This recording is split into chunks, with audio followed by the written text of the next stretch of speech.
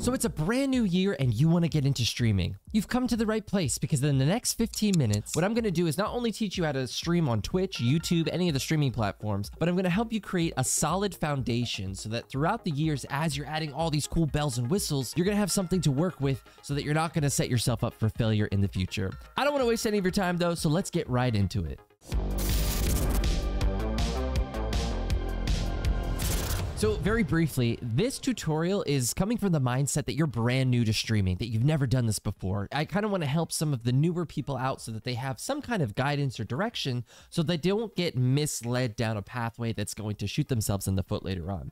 There are many different broadcasting softwares that you can use, but I think the most optimal, the best one is going to be OBS Studio. And I'll tell you a little bit more why later on down the road. But first up, if you guys just want to visit the website link that I have in the description below, this is going to be where you can actually download OBS Studios for yourself. All right, so once you've downloaded it, open that bad boy up, and we should be looking at a screen that's very similar to this. You might have a few differences because I've actually gone through and added scenes so that I could record this tutorial. If I didn't add the scenes beforehand, you guys wouldn't be able to see me, you wouldn't be able to hear me, you wouldn't have any kind of visuals for the video. It would just be a black screen. So just keep in mind that your scene section over in the bottom left and your sources should just be completely blank at the start of this tutorial. And trust me, I know that looking at all of this right now is probably very confusing and a little probably overwhelming as well.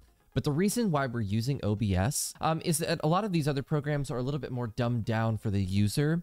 And if you wanted to further down the line, you know, maybe add effects to your microphone or add effects to your webcam or have really cool transitions and videos, they don't really allow for that to be done simplistically or effortlessly. You know what I mean? So I really want to set you guys up for success for the future.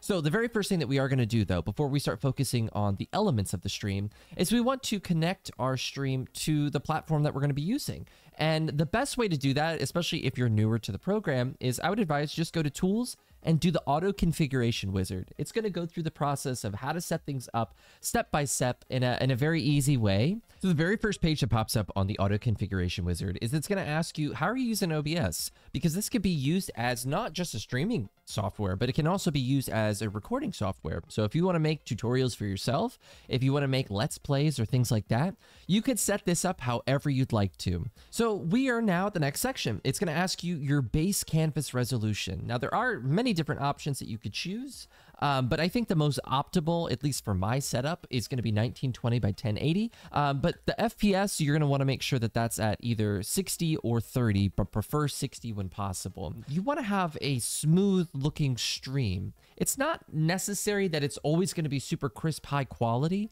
but when the frames start to drop, that's when you generally notice that your Twitch chat is kind of like, hey, like they notice that something's wrong. All right, and then the next setting is going to ask you which service are you streaming to. Since I already had my Twitch account logged in, I tried out the YouTube portion just because I wanted to see how it looked. So all I had to do is just enter my YouTube password and username, and then it asked me to do just like a bandwidth test, which I highly recommend doing, and then you'll press the next button. It'll go through a little wizard that tests to see what kind of internet connection you have. Now, this is the most important part when it comes to streaming. If you are streaming off of a Wi-Fi connection, the best thing that you could do when it comes to streaming is hardwire your computer using an Ethernet cord directly to the router. And I know that that's not always possible. I was in a situation where that wasn't possible for me. I actually bought an extender, a Wi-Fi extender, plugged it into the wall, set it up, and then ran an Ethernet cord from the computer directly to the Wi-Fi extender, and that worked for a good portion of time. You really want to have a strong internet signal when it comes to streaming. These are the settings that it recommended for me if I were to stream to YouTube, and so then all we have to do here is just press apply settings, and we should be done. So before we get started with the scenes and the sources, last thing we want to do is make sure that we go to File and Settings, and we want to add our audio equipment. So if we go to the Audio tab, under Desktop Audio, you want to make sure that this is set to whatever your speaker output is. So I'm going to use Speakers Realtek R Audio because that's my speaker output. And then for the mic, I have an external mic that I use that is attached to the Red Scarlet Solo. So I want to make sure that that is my mic input right here. And once you have those set, you're going to press apply. So you're going to notice now that you have two different audio channels in your audio mixer. You've got the desktop audio, and now you have the mic/aux audio. And for the mic, if I'm talking, you'll notice that the bar is moving from green to red. If it's in the red, it generally means that your mic is kind of peaking. It's too loud. You can fix that by either turning down the volume button on your actual microphone if it has one, or you can drag the slider down on this bottom portion here, which lowers the decibels. Thing to note, though, is that for your desktop audio, this is going to pick up everything that your headphones hear. So if you're having a private conversation on Discord, if you're listening to music on stream, your stream is going to actually broadcast this to everyone. So just keep that in mind. There are settings that you can change to make this so that it doesn't appear on stream, but you could still listen to it. But we'll probably cover that in a separate video because there's a lot more to it, and it's not necessary in order to just start streaming. Now, what we need to do is to start bringing all of the pieces together. We've started setting up everything nicely, but now we need to create our scenes. Now, our scenes are essentially like the pages of a story, and our sources are like the words or the images that you would find on each of the pages. So what we want to do is we want to create a new scene. And you have free reign to create whatever kind of scene that you'd like to do. For this tutorial, I think it is helpful to kind of follow the standard of streaming. When it comes to creating scenes, generally there's going to be a stream starting screen or scene. There's going to be an intermission scene. There's going to be one for be right back. There's going to be one for your gameplay itself. And then there's going to be one more for the stream ending scene. And like I said, these aren't requirements. My stream personally, I don't have a stream ending. It's something that I'd maybe like to add in the future. But most of my streams, I either kind of raid someone else or we just kind of do our final farewells on my intermission scene. So like I said, it's not something that's required to follow this exact pathway, but this is a great foundation to set you up with something so that when you start streaming, you're fully prepared. So first up, we'll go down to the plus sign at the bottom left and we're going to click plus. And it's going to say add scene. And what I want you to do is I want you to create a new scene for each of those labels. We'll start off with one for starting soon. We'll press OK. Then we'll make one for intermission. Press OK. Then we'll make one for, let's do gameplay. Press OK. We'll do one for BRB. And that's just in case you ever have to use the bathroom. It's nice to have a scene that's not just your chair.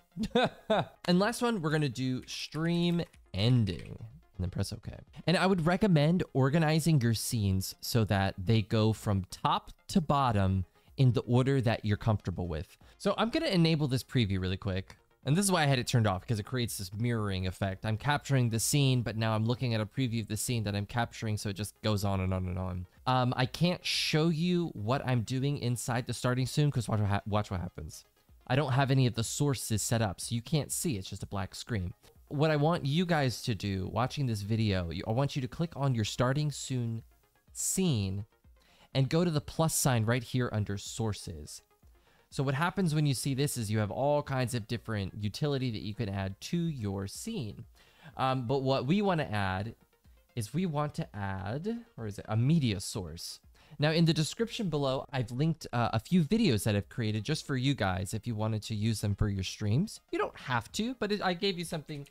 Just if you don't have anything at all to use, you can have this just to start things off with. But we're going to create a new source because this is a brand new video that we're adding. It's not anything that we've used before. And then we're going to press continue or OK. And now we're going to locate that file.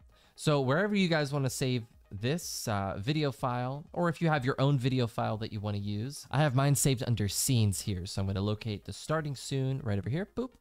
We're going to press open. And then what I want to do for this particular scene is I do want to loop it because I want the video, once it's finished, to replay again over and over and over again. We don't have to worry about any of the other settings right now. We'll just press OK. Boom.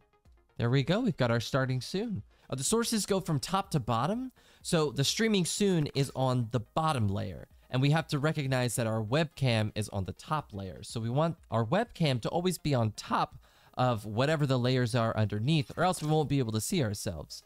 So right now I have the screen display capture on. If I turn that off, look at that. Got starting soon. Now for this starting soon page, also you generally want to have the webcam not on as well for the starting soon. So I'll turn my webcam off just for a second so you can see. But you notice starting soon will replay over and over and over again. And this just plays as long as you need it to. So our first scene, it's done. And you may be wondering, how did I turn on and off my display capture and my webcam? If there's ever a setting or a source that you need to turn on and off, you're going to use this little eyeball key. Eyeball means that it's visible, and then if you click it, boop, that means it's invisible. So pretty much with the scenes for starting soon, BRB, and stream ending, all you need to do is only add one source. That's it. You add one media source, and then just make sure that you name it whatever the file is that you want to use, just to keep things organized. But I would do, you know, stream ending under the stream ending scene. And then you would just browse for that stream ending video here that we have in the pack, and then just drag it in or just open it up. All right, so now when we start working with the intermission and the gameplay scenes, that's when things get just a little bit tricky. So what I want you to do is click on the intermission scene, and then you're going to go down to the plus sign under sources. You're going to add another media source, except this time we're going to add intermission, and then press OK. And you're going to browse for the file that says intermission. We're going to add that as well, and then make sure this one loops also. So what we're going to do is we're going to go down to the plus sign again, and this time we're going to add a video capture device, and this is going to be how you add your webcam. So you can name it whatever you need to name it. Just do create new, add webcam, call it webcam, and it's going to ask which device are you trying to use. So you can go through the listing of devices, and if you locate a device and you notice it's not working but the light may be on, try pressing the deactivate button and then the activate button again, and that should bring the webcam back into the scene. But scroll down and check out the settings and make sure that everything is matching what it is that you're looking for. I personally like to film with 60 FPS because it does create a smoother, crisper stream. If your quality of webcam doesn't shoot at 60 frames, 30 frames is perfectly fine. But from there, all you really want to do is just make sure that your webcam is on top of the sources. Like I said before, let me turn off the display capture. And this is how it should look.